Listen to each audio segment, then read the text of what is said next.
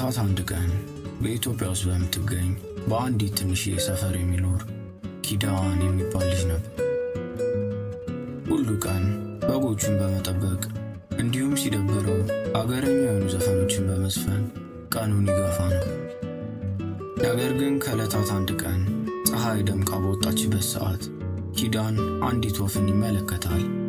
ከዛም ቅጽበታዊ በሆነ ውሳኔ ወፏን ተከትሎ ወደ ሄደችበት ለመሄድ ይወስናል።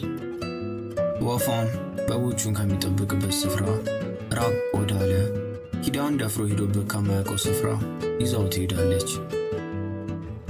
ስፍራውም በዛፎች የተሞላ ነበር። በድንገት ዛፎቹ ይነቃነቁና አዲስ መንገድ ይከፍቱለታል። ኪዳንም በድንጋጤና በአግራሞት የት ይሆን ይሄ መንገድ የሚወስደው በማለት መንገዱን ተከትሎት ይሄዳል። ልክ መንገድ ውስጥ እንደገባ ጣፋጭ ሽታ ያላቸው አበቦች እንዲሁም ከዳይመንድ በላይ የሚያንጸባርቅ መሬትን ይመለከታል። ከዛም ኪዳንን አይኑን ሊያስገልጥ የማይችል ብርሃን ጋርደዋል። ሐሳቡን ሰብስቦ አይኑን በገለጠበት ሰዓትም በአግራሞት ፈዞ ይቀራል። በታሪክ ብቻ የሚታወቁ ግሩም የሚያንጸባርቁ አንበሶች፣ አይናቸው በፍቅር የተሞሉ ጅቦች እንዲሁም የሚያበሩ ወፎችን ይመለከታል።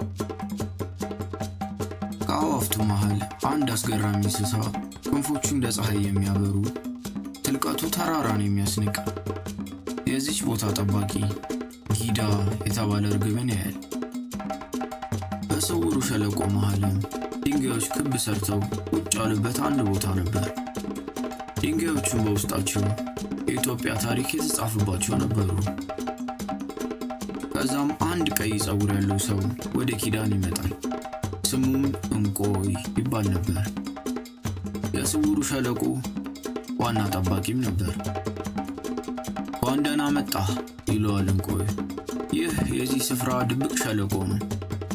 የአባቶች ነፍስ የሚሰበሰብበትና ባህላችንን የሚጠብቁበት ስፍራ ነው ይለዋል። ኪዳን በመገረም ያዳምጠው ጀመር። እንቆይም ስለ ስፍራው ታሪክና አመጣጥ ያጫውተው ጀመር። ይህ ቦታ የተደበቀው ሌሎች ሰዎች እንዳያገኙት ነው። እንካ ይህን ውሰድ ብሎ የሚያበራ ድንጋይ ለኪዳን ይሰጠዋል። ይሄ የዚህ ቦታ ቁልፍ ነው። ችግር ሲያጋጥም እንዲሁም ምክር በሚያስፈልግ ሰዓት ያገለግልሃል።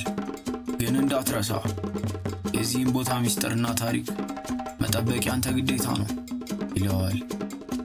ኪዳንም ሁሉን ለማድረግ ቃል እገባለሁ በማለት ይመልሳል። ከዛም ለኪዳን መንገድ ይከፈትለትና በመጣበት መንገድ ይመለሳል። ከዛን ቀን ጀምሮ ኪዳን የዛን ስውር ቦታ ታሪክና አግራሞቱን በልቡ ይዞት ይዞራል። ለሰዎችም የኢትዮጵያ ታሪክና ገድል እንዲያከብሩትና እንዲማሩበት መምከር ይጀምራል።